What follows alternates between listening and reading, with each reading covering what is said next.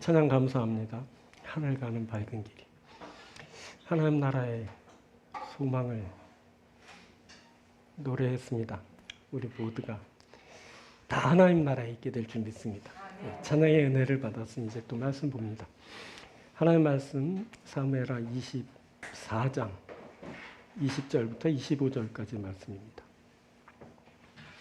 사무엘하 24장 20절부터 25절 말씀. 아라우나가 바라보다가 왕과 그의 부하들이 자기를 향하여 건너옴을 보고 나가서 왕 앞에서 얼굴을 땅에 대고 절하며 이르되 어찌하여 내 주 왕께서 종에게 임하시나이까 하니 다윗이 이르되 내게서 타작마당을 사서 여호와께 제단을 쌓아 백성에게 내리는 재앙을 그치게 하려 함이라 하는지라. 아라우나가 다윗에게 아뢰되 원하건대 내 주 왕은 좋게 여기시는 대로 취하여 드리소서. 번제에 대하여는 소가 있고 뗄 나무에 대하여는 마당질하는 도구와 소의 멍에가 있나이다. 왕이 아라우나가 이것을 다 왕께 드리나이다 하고 또 왕께 이르되 왕이 하나님 여호와께서 왕을 기쁘게 받으시기를 원하나이다. 왕이 아라우나에게 이르되 그렇지 아니하다. 내가 값을 주고 내게서 살리라. 값없이는 내 하나님 여호와께 번제를 드리지 아니하리라 하고 다윗이 은 50세겔로 타작마당과 소를 사고 그곳에서 여호와를 위하여 제단을 쌓고 번제와 화목제를 드렸더니 이에 여호와께서 그 땅을 위한 기도를 들으시매 이스라엘에게 내리는 재앙이 그쳤더라. 아멘. 봉독해드린 사무엘하 24장 25절부터 20절을 본문으로 값없이는 드리지 아니하리라. 값없이는 드리지 아니하리라 라는 제목으로 함께 말씀을 나누도록 하겠습니다. 자, 회복에 대한 네 번째 시간입니다. 우리가 회복에 대한 말씀을 나눌 때 먼저 신뢰를 통한 회복의 말씀, 그리고 회개를 통한 회복의 말씀, 또 순종을 통한 회복의 말씀을 나누었습니다. 그리고 오늘입니다. 오늘은 값을 통한 회복의 말씀입니다. 이것은 회복을 위한 값이 치러지면서 회복이 이루어진다는 말씀입니다. 그렇다면 어떤 값이 치러지고 그래서 어떻게 회복이 되는 걸까요? 자, 오늘은 이것을 살피려고 합니다. 오늘도 지난 시간과 같은 패턴으로 말씀을 드립니다. 먼저 앞부분에선 이해, 즉 값에 대한 이해를 살피고 뒷부분에선 회복, 값에 의한 회복에 의한 말씀을 보겠습니다. 오늘도 회복하여 주시는 하나님의 은혜가 사랑하는 여러분들과 함께 하기를 바랍니다. 자, 말씀을 봅니다. 먼저 값에 대한 이해입니다. 세상에 공짜는 없습니다. 여러분 공짜 받아봤습니까? 공짜인 줄 알았더니 공짜가 아닙니다. 세상에 공짜가 없습니다. 모든 것에는 다 값이 있습니다. 이 말은 값을 치르면 그에 해당하는 그 어떤 것이 주어진다는 말입니다. 이를테면 값 주고 물건을 사는 것 같은 겁니다. 이때 지불된 값은 물건의 값어치, 가치를 나타냅니다.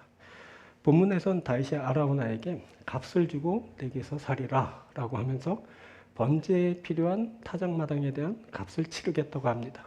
그때 다윗은 값 없이는 내 하나님 여호와께 번제를 드리지 아니하리라 라고 하면서 반드시 제사에 해당하는 그 값을 드리겠다라고 그렇게 말했습니다. 보니 값의 의미는 그런 겁니다. 값은 그 어떤 것의 가치를 말합니다. 그런데 사람들은 이 가치를 숫자로 표현하기를 즐겨합니다. 모든 것을 수량으로 환산하는 겁니다. 하지만 가치 중에는 숫자로 환산하기에 부적절한 것도 있습니다. 숫자로 표현되지 않거나 표현할 수 없는 것이 있습니다. 성질이 물질체계에 속하지 않는 것이어서 숫자로 표현이 불가능한 것, 또 너무 귀한 것이어서 숫자로 표현할 수 없는 것이 있습니다. 이런 것들은 숫자로 표현을 하지 않게 됩니다. 근데 그럼에도 사람들은 계속 숫자에 집착합니다. 그거 얼만데? 얼마면 가질 수 있는 거야? 다들 이렇게 생각합니다. 함정입니다. 오늘 본문을 읽으면서 다윗이 타작마당을 얼마를 주고 샀는지에만 관심을 가진다면 이건 핵심을 보지 못하는 것이 되고 맙니다. 자, 한번 볼까요? 본문 24절입니다. 왕이 아라우나에게 이르되 그렇지 아니하다. 내가 값을 주고 내게서 살리라. 값없이는 내 하나님 여호와께 번제를 드리지 아니하리라 하고 다윗이 은 50세겔로 타작마당과 소를 사고. 이 구절을 읽으면서 독자들이 다윗이 그때 제사를 드리기 위해 타작마당 값으로 얼마를 지불했는지를 주목합니다. 값 계속 말해서 그런데 도대체 그 값이 얼마인 거야? 라고 이렇게 생각하는 겁니다. 얼마를 주고 샀을까? 여기에 집중하다 보면 그만 핵심을 읽지 못하고 맙니다. 자, 그때 다윗이 얼마를 주고 샀다고 나오냐면 은 50세겔을 들여 그 타작마당을 샀다고 했습니다. 그래서 이 은 50세겔은 또 얼마인지 그것이 또 궁금해집니다. 자, 이 은 50세겔은 무게를 나타내는 단위입니다. 그리고 이 무게, 그리고 무게에 대한 값은 시기별로 또 장소에 따라 약간씩 다르게 나타나는데 1세겔은 대략 10g에서 13g의 무게를 말하는 거랍니다. 그래서 뭐 11.55가 표준 무게라고 하는데 잘 모르겠습니다. 자, 아브라함은 아내 사라를 장사하기 위해 그 막벨라 굴을 400세겔에 구입했습니다. 예레미야는 밭을 17세겔에 구입했습니다. 비교해 보면 아브라함이 뭐 주변 밭, 나무 이런 데까지 다 구입한 것과 그리고 시대별 땅에 대한 시세 등을 감안하더라도 그 아브라함 그가 과도하게 지불하였다는 것이 중론입니다. 자, 다윗은 그때 타작마당을 얻기 위해서 은 50세겔을 지불했습니다. 땅값 치고는 너무 작은 거 아니야? 이렇게 생각하게 됩니다. 근데 역대상을 보니 금 600세겔을 지불하였다고 기록하였습니다. 그리하여 다윗은 그 턱값으로 금 600세겔을 달아 오르나에게 주고, 이 오르날은 아라우나의 다른 이름인데 다윗은 그때 성전 턱값으로 금 600세겔을 지불했습니다. 이것은 이제 성전 건축을 위한 더 넓은 값으로 지불된 그것으로 보이는데 그 땅값이 금 600세겔이었습니다. 자, 은이 금으로 바뀌었고 50이 600이라는 숫자로 바뀌었습니다. 야, 그렇게나 많이 주고 샀네 이렇게 생각하게 됩니다. 자, 그 어떤 것에 대한 정확한 금액을 산출하려면 그것의 크기, 당시 시세 등을 이제 참조해서 살펴봐야 됩니다. 그러면 대충 그 값어치가 그려집니다. 그리고 그래서 그게 귀한 것이고 그래서 그게 천한 것이고 이런 판단이 나오게 되는 겁니다. 그런데 이렇게 숫자로만 읽다 보면 다른 중요한 것을 읽지 못하게 됩니다. 여기 본문에서 중요한 것은 다윗이 은 50세겔을 들여서 땅을 샀다는 것이 아니고 다윗이 값을 치르고 예배를 드렸다는 겁니다. 값 주고 그가 예배 드렸습니다. 이것이 중요한 겁니다. 그럼에도 사람들은 계속 숫자로 그 모든 상황과 그 모든 그 뜻을 파악하려고 애쓰고 그러면서 큰 우를 범하게 됩니다. 그렇게 되면 어떻게 되냐면 그게 얼마짜리 예배야? 이렇게 숫자로 그 예배를 그렇게 판단하게 되는 겁니다. 이제 얼마짜리 예배? 얼마짜리 예배? 이렇게 매겨지는 예배. 우습지 않습니까? 그런 예배는 없습니다. 자, 사람들의 관심사는 이런 겁니다. 몇 평에 얼마짜리 집에 사는지, 얼마짜리 차를 타고, 얼마짜리 옷을 걸치고, 얼마짜리 액세서리를 했는지. 모든 것을 이렇게 얼마짜리 그 숫자화해서 보고 이해하기를 원하는 겁니다. 이것은 사람들이 어려서부터 그렇게 숫자로 판단받았기 때문이다 이렇게 생각이 됩니다. 그렇죠? 어려서부터 점수 뭐 100점, 뭐 50점, 뭐 70점 이러면서 숫자로 이렇게 평가를 받지 않습니까? 그러면서 그렇게 익숙하다 보니까 커서도 이해하기 쉽게 그냥 숫자로 그냥 모든 그런 사물 이치까지도 그렇게 판단하려고 합니다. 그런데 그것은 사실은 그 어떤 것을 볼 수 있는 지름길이나 그런 쉬운 이해의 도를 높이는 것일 수 있지만 사실은 피상적으로 겉면만 보는 것일 수 있습니다. 그래서 이것을 우리가 주의해야 됩니다. 자, 요즘 우리가 자주 보는 그 신약성경의 그 말씀들이 몇 가지가 있는데 그것을 읽으면서도 사람들이 그런 우를 범하곤 합니다. 자, 오병이어에 대한 말씀을 읽으면서 예수님이 떡 5개와 물고기 2마리로 5,000명을 먹이셨다는 이 5,000의 숫자에만 관심을 갖는다면 이 이야기에서 말씀하는 중요한 것을 읽지 못하는 것이 되고 맙니다. 말씀은 그 엄청난 기적을 일으킨 이유와 그 기적을 일으키신 이가 누구인지를 보게 합니다. 즉 그때 목자 없는 양같이 된 이들을 위하여 예수님이 긍휼히 여기셔서 저들을 가르치시고 먹이신 사건이 바로 오병이어 이야기입니다. 여기서 방점은 목자 없는 양 같은 무리를 긍휼히 여기시는 예수님에게 있습니다. 그런데 이 이야기를 단순 기적 이야기로 읽으면서 겨우 물고기 2마리로 그 떡 5개로 그 많은 5천 명이 먹는 사람을 먹였대. 뭐 이렇게 숫자에 집중하게 되면 그만 핵심을 놓치고 많은 것이 되는 겁니다. 자, 또 베드로에게 깊은 곳으로 가서 그물을 내려 고기를 잡으라고 말씀하신 이야기도 그렇습니다. 이 이야기는 베드로를 사람을 낚는 어부로 부르실 때를 말하고 있는데 예수님의 말씀대로 순종하여 그렇게 많은 물고기를 잡은 베드로가 이제 예수님을 본격적으로 따름으로 제자가 되고 후에 예수님의 말씀에 순종하여 많은 사람을 얻을 것이라는 기대를 잃게 합니다. 그런데 이 이야기를 단순히 그 숫자에만 초점을 들고 읽어 말씀대로 했더니 그렇게 많은 물고기를 잡았다. 그물이 찢어질 정도였지. 그것도 부족해서 동료들의 배를 불러와서 그 배에 채웠는데 그 배도 잠기게 엄청난 수의 고기를 잡은 거야. 이렇게 단순화해서 읽게 되면 그만 이 이야기가 말하고자 하는 바를 읽지 못한 것이 되고 맙니다. 또 혼인잔치에서 포도주가 떨어진 이야기를 읽으면서 그때 예수님의 말씀으로 물을 포도주로 만들었다고. 그 포도주는 무려 돌 항아리, 그 6항아리에 가득 채워졌다고. 그래서 그곳에 많은 사람들이, 그 하객들이 만족하게 충분히 마실 수 있었다고 하는 그 이야기로만 읽으면 그만 이 이야기가 말하고자 하는 바를 읽지 못한 것이 되고 맙니다. 굳이 상징화하지 않아도 그때 물이 포도주로 만든 이는 예수라는 분이시고 또 그분은 자칫 끝날 위기에 처한 그날 잔치를 계속하여 흥겹게 하신 분이라고 우리가 읽을 수 있습니다. 이 이야기를 통해서 볼 수 있는 것은 그 잔치를 잔치되게 하신 분, 그분에게 초점을 두고 그분이 바로 예수님이다라는 것입니다.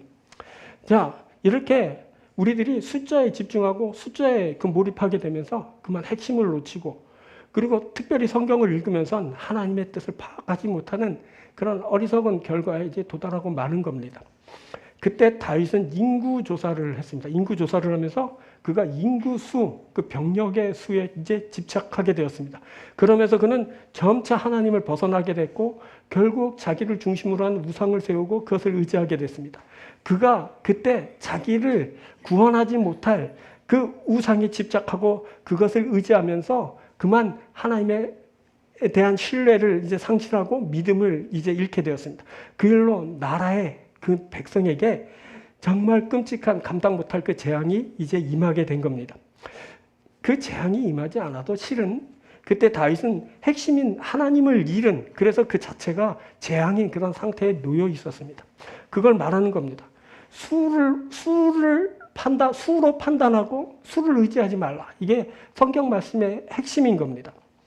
자, 그렇다고 성경에서 뭐 인구조사를 안 하는 것은 아닙니다. 자, 민수기를 보면 민수기도 인구조사를 하면서 인구수를 셉니다. 자, 민수기란 명칭이 뭐냐면 백성민, 수할 때 숫자의 수, 그러니까 우리가 백성의 수를 세다라는 게 그 책의 제목입니다. 영어 표지도 수를 말하는 numbers입니다. 그때 2차례의 인구조사가 민수기 안에서 이루어졌습니다. 그런데 민수기는 뭘 말하냐면 중요한 것은 숫자가 아니다라는 것을 말하고 있습니다. 민수기의 히브리어 제목은 베미드바르, 광야에서라는 그런 뜻입니다. 자, 광야에서 무슨 일이 일어났을까요? 그것을 민수기는 우리에게 알려주는 겁니다. 자, 읽어보면 민수기 1장부터 25장은 출애굽 1세대의 실패를 말합니다. 그리고 후반부 26장부터 36장에서는 다음 2세대에 대한 기대를 말씀하고 있습니다. 자, 출애굽한 처음 세대, 그 세대는 순종으로 인한 그런 축복을 받은 세대였습니다. 하지만 그들은 곧 불순종으로 인해 그 축복을 상실하게 되었습니다. 저들은 약속의 땅에 들어가지 못하고 모두 광야에서 죽음을 맞게 되었습니다. 이스라엘은 사실은 자격이 없지만 오직 은혜로 구원받은 사람들입니다. 그런데 이 은혜를 저버리면서 저들은 약속의 땅을 기업으로 얻지 못했습니다. 하지만 다음 세대는 하나님의 말씀을 따라 순종하면서 약속의 땅에 들어가게 됩니다. 자, 이것은 하나님의 신실하심을 말합니다. 하나님은 백성을 포기치 않으셨고 계속해서 저들에게 말씀을 들려주셨고 말씀을 순종하게 하셨습니다. 그리고 순종한 저들에게 하나님은 신실하심으로 저들에게 베풀어 주셨습니다. 저들을 하나님은 약속의 땅으로 이끌어들이고 저들을 새로운 삶으로 이제 축복하여 주신 것입니다. 자, 이것이 민수기 말씀입니다. 그런데 이것을 숫자로만 읽고 한다면 정말 성경을 잘못 읽는 겁니다. 중요한 것은 숫자가 아니라 숫자를 통해 알게 되는 하나님입니다. 광야에서 하나님이 저들을 보존하셨고 인도하셨고 새로운 땅으로 들이셨고, 민수기는 결국 그런 하나님을 말하고자 한 겁니다. 그러면서 그 안에 숫자를 계속 이제 쓰면서 그 숫자를 통해 그 숫자를 잊게 한 그 하나님을 이제 보게 한 겁니다. 자, 애굽 땅에서 그들이 죽도록 고생했지만 장정만 60명이 나왔고 200만 명이 이제 광야를 지나게 됐습니다. 그 거친 광야를 지났지만 그 강 건너 모압 땅에서 세보니까 가나안 땅에 들어가기 전에 똑같은 수가 그렇게 계수되었습니다. 이게 바로 민수기인 겁니다. 두 번의 계수를 통해 그들이 고난을 겪고 광야를 지났지만 하나님께서는 여전히 보존하여 주셨다. 여전히 강한 백성으로, 여전히 희망 있는 백성으로 하나님이 저들을 축복하여 주셨다. 그것을 보게 하시는 것이 바로 민수기의 말씀입니다. 근데 민수기의 숫자가 계속 계수하는 숫자가 나온다고, 야, 몇 만이었대, 몇 평이었대, 이런 거에만 집중하면 정말 성경을 잘못 읽는 거라는 겁니다. 자, 민수기의 하나님은 모세가 만든 그 뱀을 통해서 원망하고 반역한 이스라엘을 심판하시지만 또 저들이 돌이켜 하나님을 바라보게 되면 저들을 용서하시고 구원하시기를 기뻐하시는 분이라는 것을 알려주십니다. 결국 민수기는 중요한 것은 그렇게 많은 수를 있게 하신 하나님이시다라는 것을 알리시면서, 봐라, 하나님이 계시다, 하나님이 역사하신다, 하나님이 이렇게 축복하신다, 하나님이 이렇게 보존하셨다 라고 말씀하여 주시는 것입니다. 그러면서 그런 하나님을 알라, 하나님을 바라보라, 하나님을 회복하라 라고 이렇게 말씀하여 주시는 것입니다. 여러분, 숫자보다 중요한 것이 있습니다. 그것은 그 값이 가리키는 것을 주목할 때 알게 되는 겁니다. 이때 얼마냐가 아니라 무엇인가 하는 것을 볼 수 있어야 됩니다. 얼마나 치렀나 하는 것이 아니라 그것이 무엇을 말하는가 하는 것을 보는 겁니다. 그것은 본질을 보는 겁니다. 그 숫자 너머에 있는 핵심적인 사항을 보는 겁니다. 본질은 여러분 뭐라고요? 숫자가 아니라 그 숫자가 가리키는 그런 핵심입니다. 자, 그것을 보니까 그것은 마음입니다. 그것은 사랑입니다. 자, 값이 치러지고 있어요. 값이 치러지는 일이 뭡니까? 값이 치러지는 것은 마음이 개입되는 겁니다. 사랑이 베풀어지는 일입니다. 그래서 값을 준다는 것은 내 마음을 주고 내 사랑을 준다라는 그런 뜻이 되는 겁니다. 자, 그리고 이 값을 치르는 일을 통해 뭐가 이루어지면 존재에 대한 확인이 이루어집니다. 그 일을 통해 너는 누구고 나는 누구인지를 알게 됩니다. 나에게 그만한 값을 치르는 분이 계시다면 그분은 도대체 어떤 분이실까 하는 것을 생각하게 됩니다.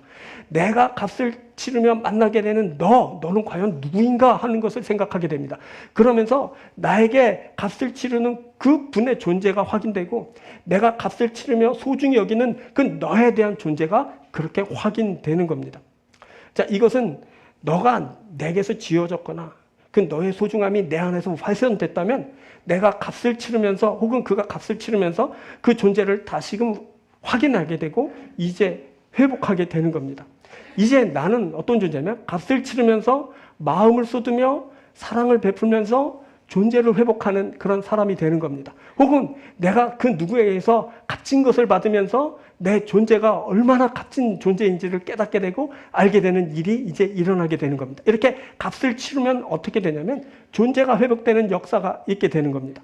그때 다윗은 값을 치르면서 예배함으로 하나님을 예배했습니다. 그렇죠? 다윗이 값을 치른 것은 오직 하나님을 회복하기 위함이었습니다. 그에게는 하나님이 훼손됐고 하나님이 잊혀졌고 하나님이 상실됐고 그가 우상을 범함으로 하나님을 벗어났기 때문에 그가 하나님을 회복하려고 뭘 하고 있냐면 예배하는데 아라우나가 거저 드리겠습니다. 그냥 당신은 와서 예배만 하십시오 그랬는데 그게 아니라 내가 값을 치르면서 예배할 것이다 라고 그렇게 주장했습니다. 그것은 내가 값 치르면서 내 안에서 훼손된 내게서 잊혀지고 내게서 상실된 그분 하나님을 회복하기 위함이었습니다. 그는 하나님을 회복하기 위해서 값 치르면서 값 주고 그렇게 예배한 것이었습니다. 그가 값 치르면서 어떤 일이 있었냐면 마음을 그곳에 쏟았습니다. 온전한 사랑을 그곳에 드렸습니다.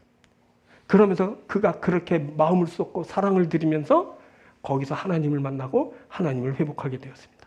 여러분, 값은 그런 겁니다. 값은 가치입니다. 이 가치는 나에게 소중한 것을 회복하여 주고 이루게 합니다. 그렇기 때문에 그게 가치인 겁니다.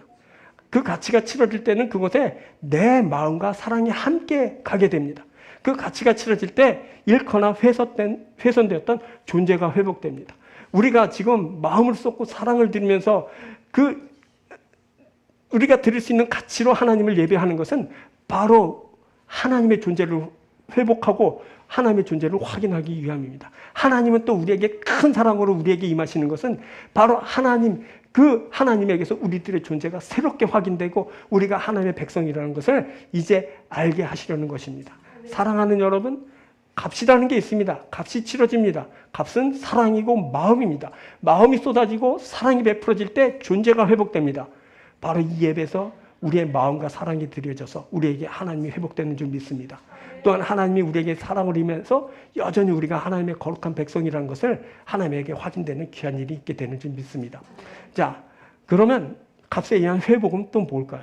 이제 앞부에서 살짝 말씀드렸지만 거기에 대해 조금 더 상세한 이야기를 한번 나눠봅시다. 자, 값 치르면 뭐라 그랬어요? 그 값에 해당하는 것이 온다 그랬죠. 값 치르면서 뭐가 이루어진다고요? 회복이 이루어집니다. 이건 그냥 이치입니다. 왜? 공시처럼 그렇게 해서 그렇게 되는 결과를 보는 것과 같은 겁니다. 값을 치르면 그 값에 따른 그 어떤 결과가 발생하게 됩니다. 바로 그 중에 회복이 있는 겁니다. 회복입니다. 값 치르면서 어떻게 된다고요? 회복되는 겁니다. 회복을 위한 값을 치르면 회복되는 겁니다. 회복되기 원하면 값을 치러야 됩니다. 자, 그래서 앞에서 살핀 대로 뭐예요? 마음을 쏟는 거고 사랑을 주는 겁니다. 그러면 존재가 회복되고 너와 내가 회복되는 일이 있게 되는 겁니다. 본문에서 다윗이 아라우나의 타작마당에 이르러 값을 치르고 예배를 드렸습니다. 내가 값을 주고 내게서 살리라. 값 없이는 내 하나님 여호와께 번제를 드리지 아니하리라. 다윗이 값을 치르면서 예배를 드렸습니다. 자, 이곳은 아브라함이 하나님의 말씀에 순종하여 아들 이삭을 드리려고 오른 모리아산을 말합니다. 창세기 22장 2절은 이렇게 말합니다. 여호와께서 이르시되 네 아들 내 사랑하는 독자 이삭을 데리고 모리아 땅으로 가서 내가 내게 일러준 한 산 거기서 그를 번제로 드리라. 모리아산, 이곳이 바로 다윗이 제사를 드렸던 곳입니다. 또 이곳은 솔로몬이 성전을 건축한 곳이기도 합니다. 역대하 3장 1절은 이렇게 말합니다. 솔로몬이 예루살렘 모리아산에 여호와의 전 건축하기를 시작하니 뭐라고요? 모리아산에 여호와의 전 건축하기를 시작하니 그곳은 전에 여호와께서 그의 아버지 다윗에게 나타나신 것이요 여부스 사람 오르난의 타작마당에 다윗이 정한 곳이다. 자, 솔로몬이 예루살렘 성전을 건축한 곳은 뭐야? 오르난 아라우나의 타작마당이 있던 것이었다. 그렇게 말합니다. 자, 바로 이곳에 여러분 바로 이곳에 하나님이 독생자 아들 예수를 십자가에서 희생제물로 드리게 하셨습니다. 예수님은 예루살렘 영문 밖, 성문 밖 해골의 곳이라는 골고다에서 십자가에 달려 죽임을 당하셨습니다. 자, 마가복음 15장은 이렇게 말합니다. 예수를 끌고 골고다를 하는 곳, 번역하면 해골의 곳에 이르러 때가 삼시가 되면 십자가에 못 박히다. 골고다라는 해골의 곳에서 예수님이 십자가에 못 박히셨습니다. 이것은 마가복음서에 의하면 당시 막달라 마리아를 비롯한 많은 여인들이 멀리서 예수님을 바라보았다 하는 곳인데 멀리서 또 볼 수 있는 고지대에 위치해 있었으며 그래서 높은 곳이란 의미에 또 실제로 높은 곳에 위치했던 성전이 있었던 그 모리아라고 이제 추정해 볼 수 있게 되는 겁니다. 그 모리아, 아라우나의 타작마당 그곳에서 예수님께서 십자가에서 달리신 겁니다. 자, 그곳에서 뭐가 일어났다고요? 값 치르는 일이 일어났습니다. 먼저 아브라함이 값으로 제사를 드렸습니다. 아들을 바치라는 그 말씀을 따라 이삭을 데리고 갔을 때 하나님은 순양을 예배하셔서 그것을 예배하게 하셔서 이때 아브라함은 값으로 매길 수 없는 아들 이삭을 하나님께 바치려 했습니다. 그리고 다윗이 값 주고 땅을 사서 소를 사서 번제를 드렸습니다. 그는 거저 주겠다는 아라우나의 제안을 거절하고 자신이 값을 지불하면서 제사를 드렸습니다. 그리고 하나님이 독생자 아들을 제물로 십자가를 지게 하시면서 값을 치르셨습니다. 옛날 그 아브라함에게 이삭을 요구하셨을 때 하나님은 독자 아들 예수를 생각하셨을 것이 분명합니다. 자신이 그렇게 내어주실 수 있기 때문에 하나님은 그렇게 요구할 수 있으셨던 겁니다. 아무튼 이렇게 값으로 드려지는 일이 있었습니다. 값. 아브라함이 값으로, 다윗이 값으로, 하나님이 값으로 그렇게 치렀습니다. 그렇게 치러진 값, 그 모두가 다 값진 것이었지만 특히 예수님의 그것이 더욱 값지게 보입니다. 예수님이 십자가에서 값을 치르셔서 죽임을 당하셨습니다. 자, 요한복음서에선 십자가에서 예수님의 마지막을 이렇게 말씀합니다. 19장 30절 중간절입니다. 이르시되 다 이루었다 하시고 머리를 숙이니 영혼이 떠나가시니라. 여기서 다 이루었다라는 말은 텔레오라는 단어로 완성하다, 성취하다라는 그런 뜻입니다. 이 말은 텔로스라는 단어에서 유래했는데 텔로스를 제의적으로 보면 제물, 희생 제사로 드려짐을 뜻합니다. 그래서 이 말 다 이루었다라는 말은 예수께서 희생 제물이 되셔서 온전히 드려짐으로 그 모든 것을 이루셨다라는 말로 이해할 수 있습니다. 그때 예수께서 십자가에 달리심으로 친히 희생 제물이 되셔서 인간의 죄로 인한 그 모든 값을 다 지불하신 겁니다. 십자가에서 예수님이 값을 치르면서 자신을 온전히 내어주셨습니다. 이것이 다 이루었다라는 그런 뜻입니다. 다 이루었다라는 말은 다 주었다라는 그런 말입니다. 예수님이 다 내어주시면서 우리의 죄를 속량하시기 위한 값을 십자가에서 치르신 겁니다. 그래서 이 십자가의 예수를 보고 믿는 자가 구원을 받고 영생을 얻습니다.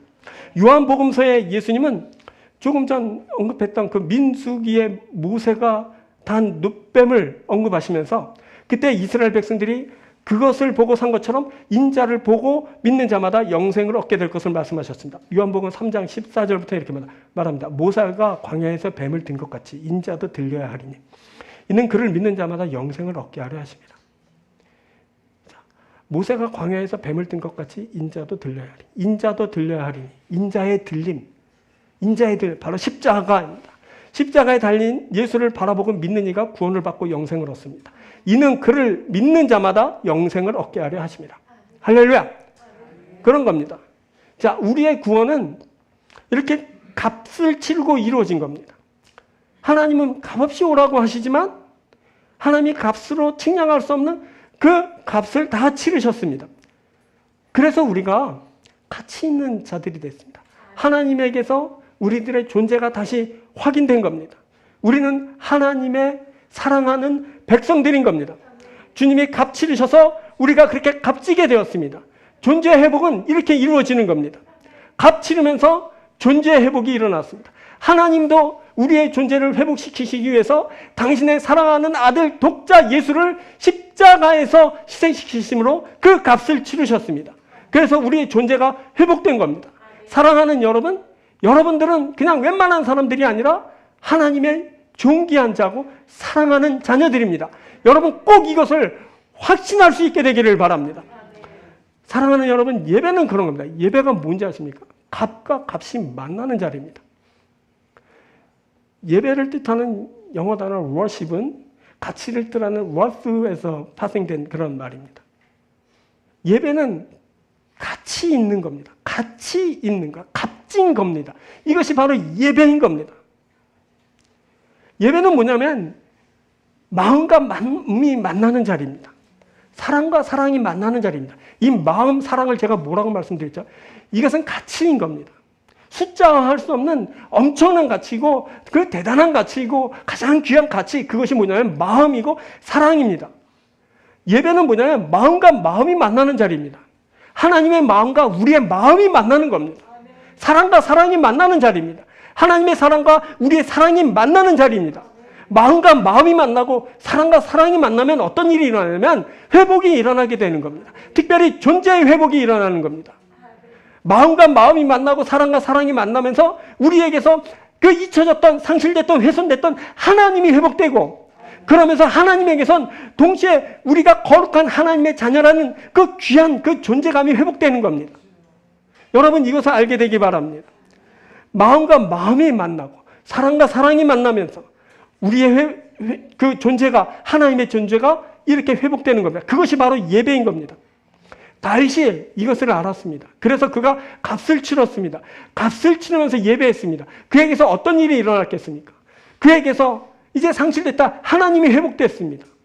놀라운 역사가 그렇게 일어나게 된 겁니다. 왜 다윗이 굳이 거저 주겠다고 하는데 아니야, 내가 값 치르면서 예배할게, 왜 그랬을까요? 공짜인데.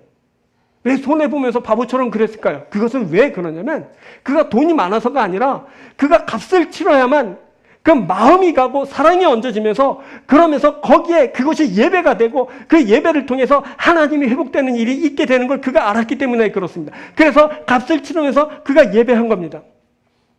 여러분, 이 예배 자리에서 어떤 일이 일어납니까? 하나님의 치르신 값, 예수 그리스도, 그분의 십자가, 그리고 그분의 죽으심, 그것이 뭐냐? 그 하나님의 마음이거든요. 하나님의 사랑이에요. 그것이 이 자리에 있게 되고 우리는 또 그것을 알게 돼서 우리의 드릴 수 있는 그 최선의 것으로 우리의 마음을 드리고 사랑을 쏟으면서 하나님 앞에 나아가는 그 마음과 만나면서 우리에게선 하나님이 회복되고 하나님에게서 우리가 회복되는 놀라운 존재의 회복이 일어나게 되는 겁니다. 먼저 하나님이 그것을 위해서 치를 수 없는 그 값을 치르셨습니다. 하나밖에 없는 독자 아들 예수 그리스도를 그렇게 내어주신 것입니다. 우리는 도무지 그것을 갚을 수 없지만 우리가 드릴 수 있는, 살아가면서 우리가 드릴 수 있는 최선의 것으로 드리는데 그것은 뭐냐면 우리들의 마음을 쏟아 하나님을 예배하는 겁니다. 우리가 드릴 수 있는 사랑으로 하나님께 나아가는 겁니다. 그럴 때 우리에겐 예배가 예배되고 예배를 통한 온전한 회복의 역사가 우리 가운데 일어나게 되는 겁니다. 바울이 고린도전서 6장 20절에 이렇게 말합니다. 값으로 산 것이 되었으니 그런즉 너희 몸으로 하나님 앞에 영광을 돌리라. 우리는 어떤 존재냐면 값으로 산 존재들입니다. 그래서 우리들은 하나님 앞에 영광을 돌리며 나아가게 되는 겁니다. 사랑하는 여러분, 우리가 예배할 때 이렇게 우리가 드릴 수 있는 우리들의 마음을 드리고 우리들의 사랑을 드리면서 하나님 앞에 온전히 예배하는 역사가 있어야 될 줄 믿습니다. 그곳에 하나님의 마음이 있고 하나님의 사랑이 있어 우리들의 마음과 하나님의 마음이 만나고 우리의 사랑과 하나님의 사랑이 만나면서 온전한 회복의 역사가 일어나는 귀한 일이 일어나게 될 줄 믿습니다. 우리는 그것을 알고 값으로 나아갑니다. 자, 마음 쏟고 사랑을 드리면서 예배합니다. 이 가치입니다. 그것에서 우리에게 하나님의 최선을 보게 되는데 하나님이 우리에게 마음을 쏟고 사랑을 주며 다가오시는 그것을 우리들이 만나게 되는 겁니다. 그 예배를 통해 어떤 일이 일어나게 될 것 같습니까? 엄청난 회복의 역사가 일어나게 되는 겁니다. 사랑하는 여러분, 사랑하는 우리 이 삼성교회 하나님이 회복되는 놀라운 역사가 있게 될 줄 믿습니다. 하나님에게선 우리 삼성교회가 온전히 회복돼서 우리가 거룩한 하나님의 자녀가 되는 놀라운 역사가 있게 될 줄 믿습니다. 사랑하는 여러분, 이 회복의 역사를 이루는 귀한 여러분들이 되길 주의로 축원드립니다. 자, 말씀을 맺겠습니다. 예수께서 하나님은 예수님을 통해서 자신을 다 내어주심으로 우리를 값지게 하셨습니다. 십자가에서 치른 그 값으로 우리가 죄사함을 받고 존귀하게 되었습니다. 이제 우리가 하나님의 마음을 얻었고 사랑을 잊게 됐습니다. 이제 우리가 값으로 하나님 앞에 나갑니다. 우리가 마음을 쏟아 예배합니다. 사랑을 드려 예배합니다. 우리는 온전히 드리며 하나님을 예배합니다. 이제 이렇게 예배하는 곳에 하나님과 만나지는, 하나님이 회복되는, 또한 하나님에게서 우리가 회복되는 놀라운 역사가 있게 될 줄 믿습니다. 하나님 앞에 영광 돌립니다. 할렐루야. 하나님의 영광 받아주실 줄 믿습니다. 기도하겠습니다.